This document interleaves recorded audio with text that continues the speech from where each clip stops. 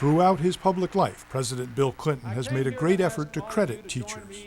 President Clinton told us that this man, Paul Root, was one of his favorite teachers.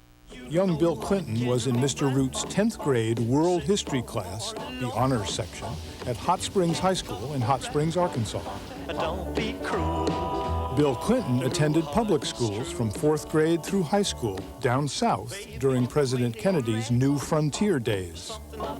Paul Root was just 26 years old in his 4th year of teaching when young Bill Clinton was his student at Hot Springs High School. And this is it then? This is the classroom? Yeah. What was the class? What was it called? World history, 10th grade. You had young Bill Clinton here. What kind of student was he? He was a top student. He was one of the really good students. But he was not, you wouldn't come in here and immediately say he was above everybody else here, because all students in here were very good. But he was as good as anybody. One thing I noticed about him that was, I thought, different than most students I'd had who were really bright, is that he was not an extremely intense person about what we were studying. He played with it. He had fun with it. He enjoyed it.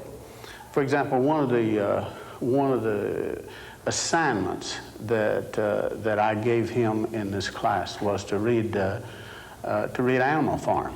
Mm-hmm. And he really enjoyed that. A lot of students thought it was a cartoon, but it's really a comment on Russian society, you know, and the Russian Revolution. So he did that kind of thing and enjoyed that kind of thing.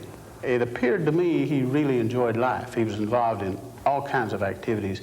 He was strong in the band and was in politics from the time he arrived here, just involved in all kind of activities.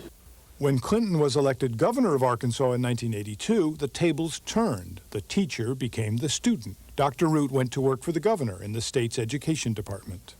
When your student becomes your teacher, it's kind of a strange feeling. It's kind of like saying to your father, no, you can't do that. You will do well. Today, he's still teaching in Arkansas, only now it's economics and education at Ouachita Baptist University. Do you remember what grade he got? Oh, he made an A. In fact, I've often told the story that I flunked several students trying to make out a test that he couldn't make 100 on. But I may have exaggerated a little bit. With these students, they were all good. But he was an A student, always. It was just a matter of whether he was going to make a high A or a low A, or how much energy he had to put out to make an A. He was an A student. I've always wanted to believe that people ought to prepare to be a politician as well as you'd prepare to be an engineer or something. But it's not popular to say in advance, I'd like to be governor, or I'd like to be this or that. You're supposed to not want to be unless the people demand it, you know. And he would say from very early in his career, I want to do this, I want to do that, I want to be governor, I want to be in politics, I want a life of service.